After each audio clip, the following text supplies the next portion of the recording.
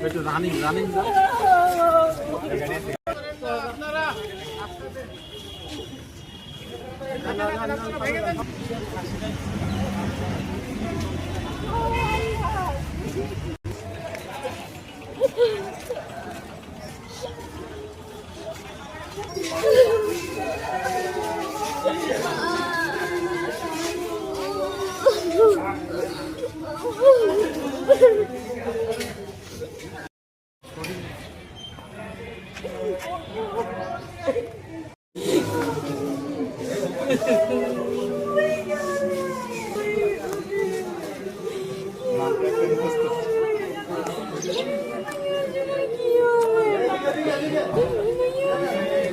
ঢাকার শিশু রামিসাকে ধর্ষণ পরবর্তী হত্যাকাণ্ড ঘটনা নিয়ে সারা দেশে যখন একটা উদ্বেগ পরিস্থিতি, বিচার বিভাগ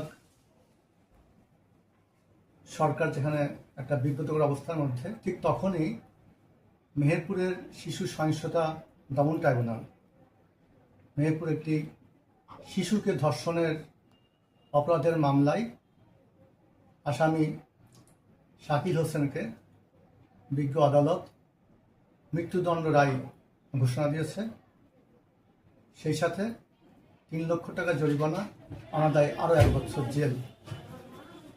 এই রায় ঘোষণার মধ্যে দিয়ে এদেশে শিশুর প্রতি যে সহিংসতা সেটা রোধ এবং শিশুর সুরক্ষায় এই রায় অনেক ভূমিকা রাখবে এবং অপরাধীরা শিশুদের প্রতি যে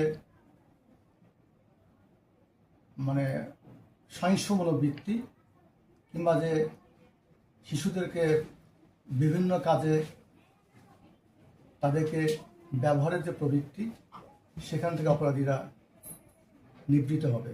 সবচেয়ে উল্লেখযোগ্য বিষয়, বাংলাদেশে প্রচলিত আইনে যে দ্রুত বিচার সম্ভব সেটা এই আদালত প্রমাণ করেছে। এই মামলাটি সিএস দাখিলের পর মাত্র 29 কার্য দিবসে মামলাটির জাজমেন্ট হলো। মেয়ে ধর্ষণের শিকার হয়েছে, এটা কোনো অর্থেই এটা সমর্থন করা যায় না। কিন্তু যেহেতু একজন আইনজীবী হিসেবে আমি এই মামলার আসামি পক্ষে লড়েছিলাম মামলাতে, তো আমার মনে হয়েছিল এই মামলাতে কিছু ত্রুটি আছে, যে ত্রুটিটা বিজ্ঞ আদালত তার বিবেচনায় নিতে পারতেন, আবার বিজ্ঞ আদালত বিবেচনায় নাও নিতে পারতেন। না নিলেও এটা উচ্চ আদালতে এই মামলার যে ত্রুটিগুলো আছে সেই ত্রুটিগুলো উচ্চ আদালত অবশ্যই স্ক্যান করবে, বিবেচনা করবে এবং তখন এই মামলা থেকে এই আসামি সম্পূর্ণ নির্দোষে খালাস হবে। কারণ এই মামলায় খুব বড় ধরনের কিছু ত্রুটি, ঘটনাস্থলের বর্ণনা এবং আপনার রেপ, ভিক্টিমের কোনো পরিধেয় বস্ত্র, কোনো রকম তার মেডিকেল ডিএনএ টেস্ট, এইসব কিছুই হয়, যে বেনিফিট আমরা উচ্চ আদালতে পাবো।